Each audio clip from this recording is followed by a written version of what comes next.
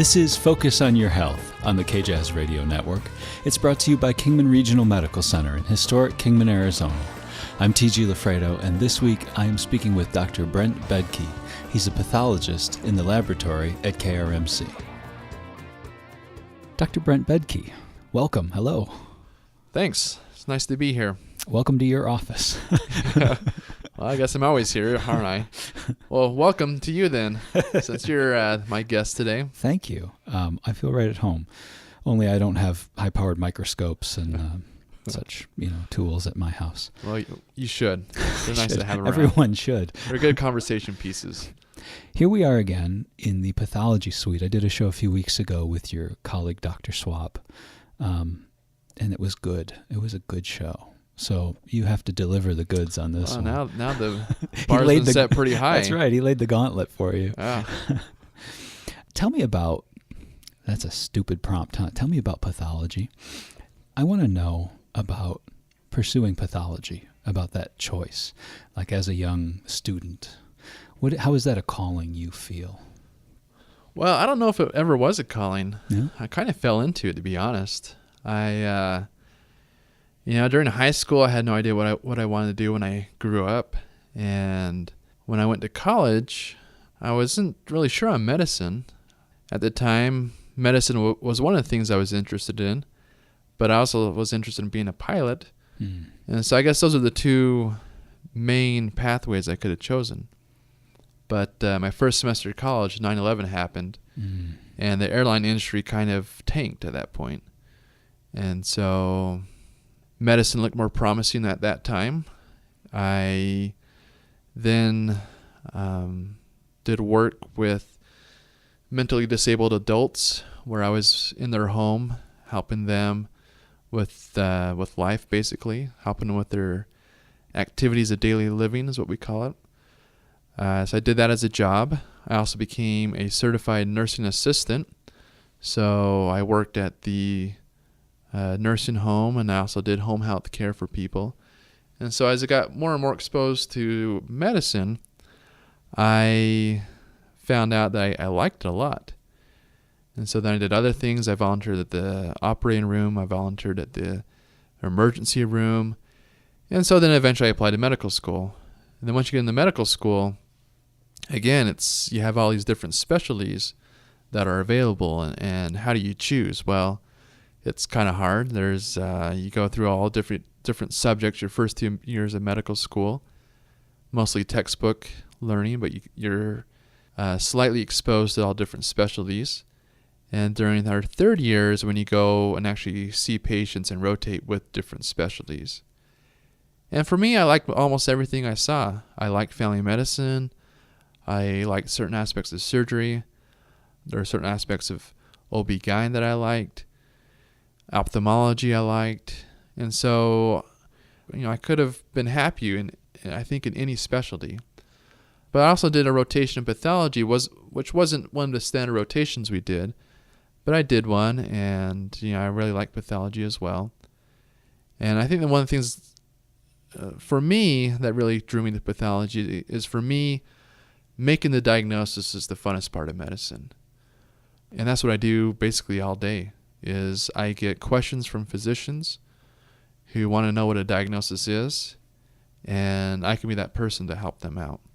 And so for me, that's one of the most rewarding aspects of my job. And for me, too, it's also the most fun. Going into different physicians' offices each week and talking to people, I get the sense that there's a certain kind of character about different fields of medicine, about different courses of study. And as an extreme example, I'm weighing pathology against ER medicine, right? ER medicine, you've got somebody who's got a compound fracture and he's in there going, right? Yeah. And it's easy to take a look at it and say, well, that's no good, right? So it's loud, it's chaotic. There are people with, trauma, and they're coming in at all hours, right? And then just seems like a totally different kind of medicine. Here you are in this really, it just feels like a quiet, contemplative place to me. It suits me better than emergency medicine, I think. But it's the pace is different. I think the thought process is different. That's nothing against emergency medicine. It's just, it's a different kind of character involved in it. Yeah, no, I totally agree. It is a different environment.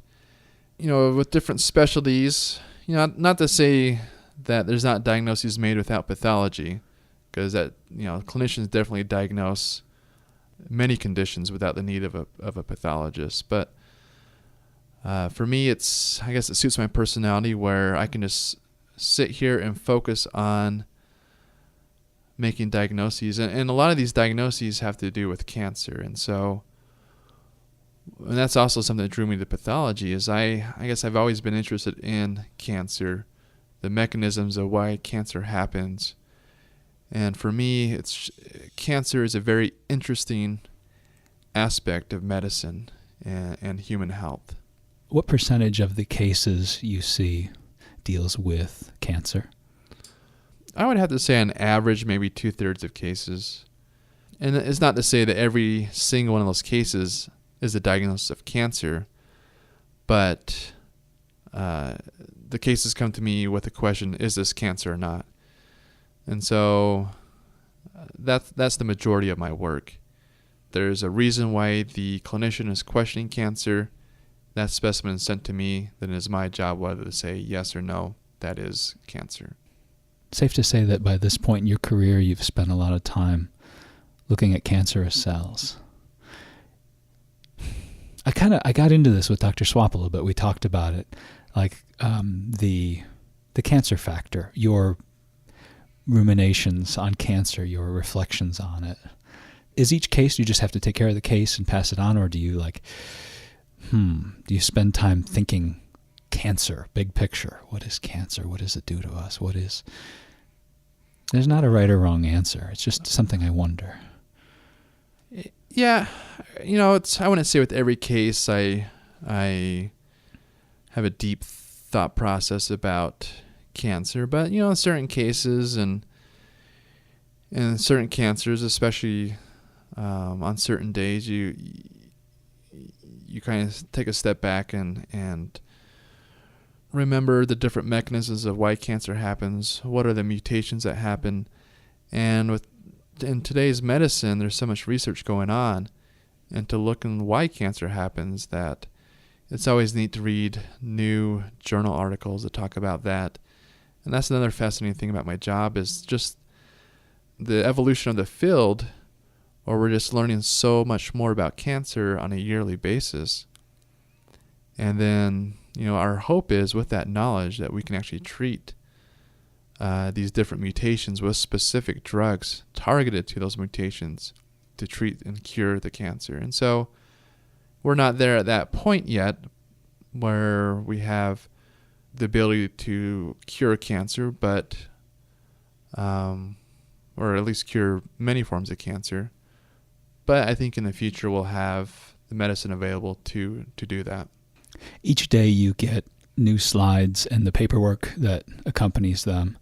And do you find yourself glancing at it and kind of forming a hypothesis about what you'll see when you look under that slide, or is it kind of tabula rasa what's your approach?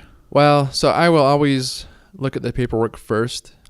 Some things I look for, male or female, patient's age. Cancer typically is the disease of older population. And so just knowing the patient's age could make me, even before I look at the slide, make me more suspicious of ruling out a cancer or being worried about a cancer. Oftentimes on our sheets of paper, the clinician has written just a short sentence or just a couple words about what they're worried about. And I will glance at that as well. And then at that time, I'll put the slide on the stage and look at it. But, pathology, even though we're over here kind of away from the hustle and bustle of some of the other specialties, pathology is still very important to integrate all the clinical information to formulate a diagnosis. And so in many situations, I will then go into the medical chart, look up what the clinical presentation was of that patient, and make sure that everything fits. There's all sorts of information in these samples that you get. Do you ever find yourself looking at it and saying, oh, this guy was hiking in the Yucatan? Well, probably not that specific, but it is pretty amazing. So the slides we look at, this is basically technology from the 1800s. This is basically, we're staining these specimens with basically plant dye, or dye we get from plants. And it always amazes me the wealth of information we can get from using plant dye, putting that onto cells, and looking at those cells under a microscope. Give me some examples. Well, just for cancer, for one, like with a simple dye, in some cases, I can tell within a second whether or not this is cancer. Even though medicine has evolved greatly over the last century, I can still put dye on a slide on a specimen and make a diagnosis of cancer very quickly in cases. Can you look at it and say, this person's a smoker? Yes, I can. So in certain biopsies from the lung, I can tell if that person has smoked. There will be what we call macrophages that have a lot of pigment in them. So I can tell that person's a smoker. Now, where I trained at, there was one pulmonary pathologist who claimed that she could tell whether that person smoked cigarettes or marijuana. Do you believe that? Well, I don't know. She was very confident in that ability. She stated that the pigment was a little more golden than the cigarette smoke, but I would never sign out a case making that statement that this was likely due to marijuana smoking and not cigarette smoking. So here's what I'm wondering then. You spend all this time looking at the world in this micro view. You see the world in ways that I don't see it, for example. And I feel like this has got to be a way of life. You can't do 8 or 10 hours here and then leave and then just kind of go back to normal. Like you see all the world in that kind of depth, and I could be wrong. Maybe you can shut that off. But I wonder how this influences. I wonder how this work influences the way you see the world. Well, I guess, to be honest, most times I go home and after a day's work, and I have 3 young kids at home, so when I get home, I get tackled, and I guess I really don't think about the microscopic world as much. It may be for the best. Yeah, maybe that's what's keeping me sane. But yeah, I would have to say I don't really think about things microscopically as much. There's times when I would, you kind of wonder, what would that look under my scope? Sometimes I probably don't want to know because, again, where I came from a residency program, we had a physician who liked to do pranks, and he would take food from the cafeteria and put that under the microscope. And there's a lot of stuff in not to say the cafeteria here at Kingman Regional Medical Center is bad. I very much enjoy the food here, but maybe from certain foods at Walmart, you would find, for example, hot dogs, you would find many pieces of tissue that you would not want to be in your hot dog. Yeah. And so it's probably better I don't look at a lot of stuff, especially food, under the microscope, because if I did, I probably wouldn't eat that food anymore. Yeah. And then, you could become a germaphobe. You might not want to touch doors or anything with a handle. I'm almost like that now, and I don't look at the world under a microscope, so I'm just imagining. Yeah. No, I think you just have to come to peace with germs. Germs are everywhere. Not all germs are bad. I think I've made peace with the germs, that they're just there, and there's nothing I can do to ever get rid of them.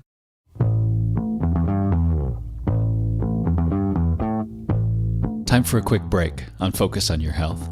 We'll be back in a moment for more with Dr. Brent Bedke. This is the K-Jazz Radio Network.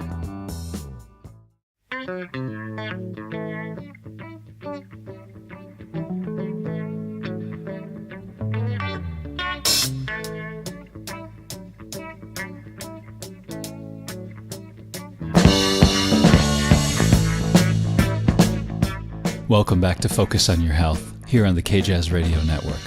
This week I'm visiting with Dr. Brent Bedke. He's a pathologist in the laboratory at KRMC. So you're going to give us a little radio sample of some anatomic pathology, is that right? Yes, I am. So I'll be looking at a couple of cases that I received from clinicians with various questions. Cool, let's go take a look. Okay.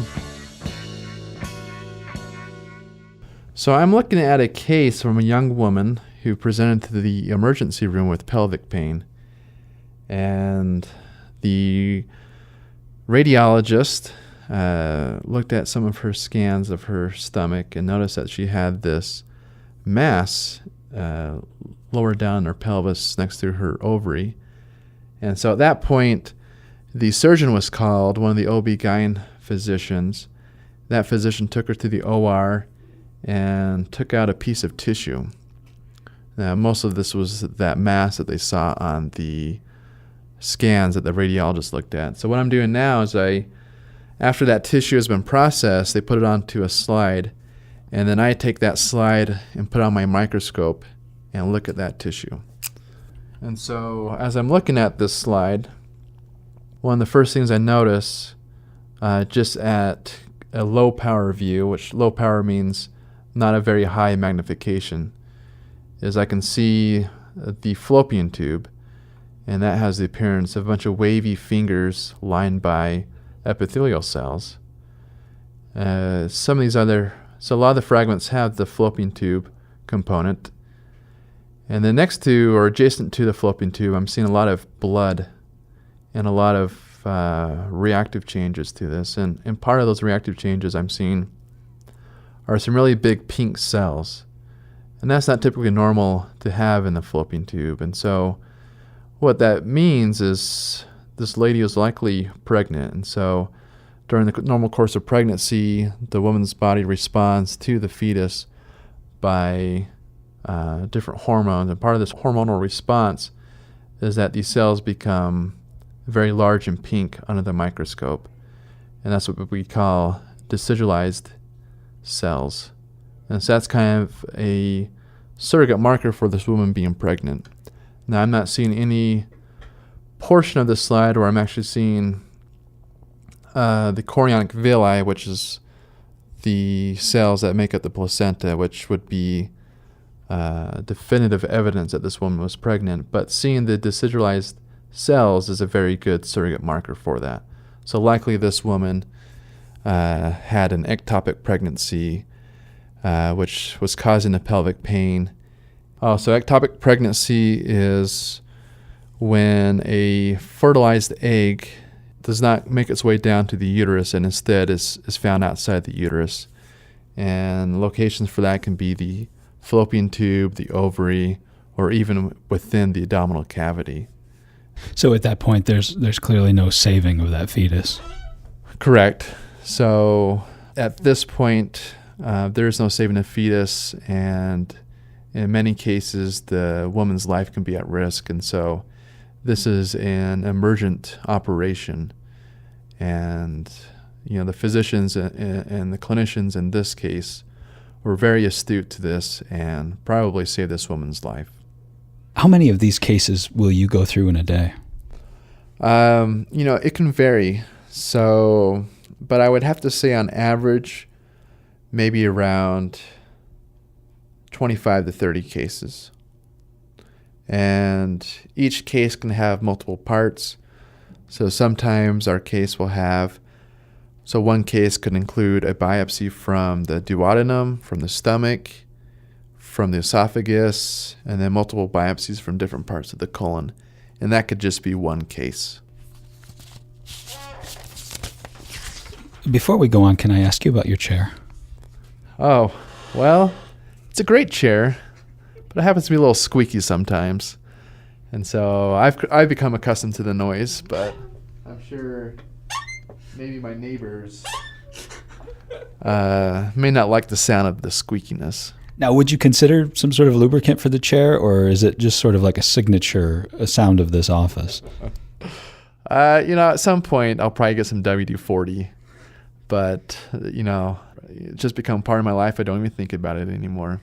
You're also free to suggest that this matters way too much to me. Well, maybe since you're the radio man who likes sounds, that's why I'll try to add some squeakiness to this radio program. Oh, please do. All right, what is your next case you're working on?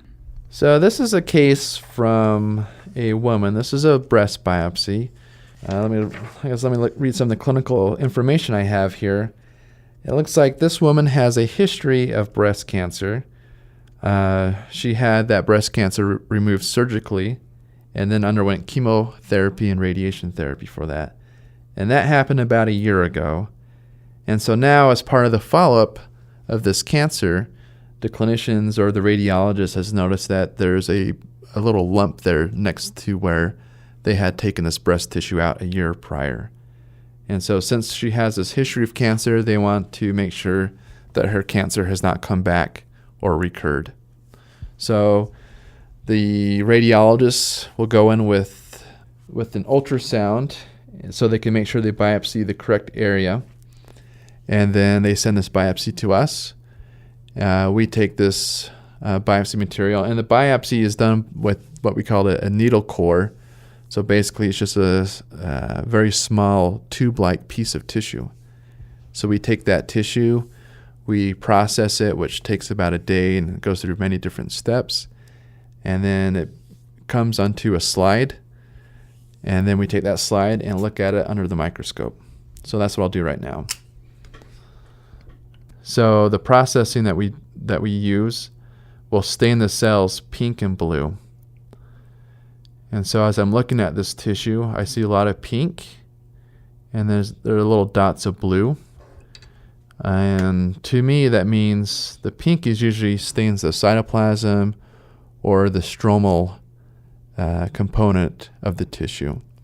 And so this has a lot of pink in it. And so just on low power or low magnification, this looks like a benign process that's going on. So I do not see cancer at this point.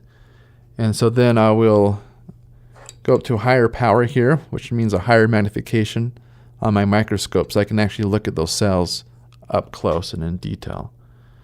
So as I do that, there's several different features of the cell I'm looking for. Those features all together, when I analyze that information, can either tell me that this is cancer or that this is something that's just benign. And so when I'm up on high magnification, I'm not seeing anything worrisome for cancer. And so likely this woman's nodule that she had is something that we call fat necrosis, which is just a body's reaction to a prior trauma. In this case, the trauma would have been her prior surgery. And so this is a benign condition, but it can be worrisome, especially in this context of a woman with a previous cancer. But when we see it under the microscope, we know for sure that this is not cancer and that this is a benign process.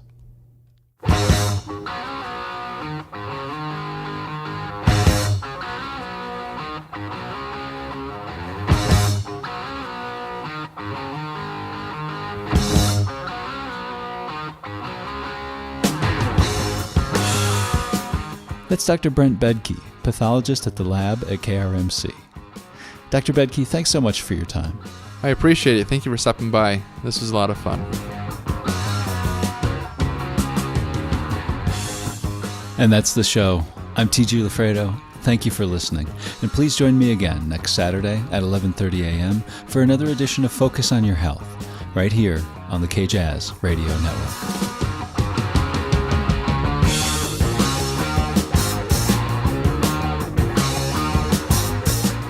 So one thing we always do is make sure the slides belong to the right patient, because we never want to sign a report out on the wrong patient with the wrong specimen. So you wouldn't want to tell an 85-year-old man that he's pregnant. That's correct. Although I guess that could happen in Kingman, that probably wouldn't be the case. Talk about head scratchers.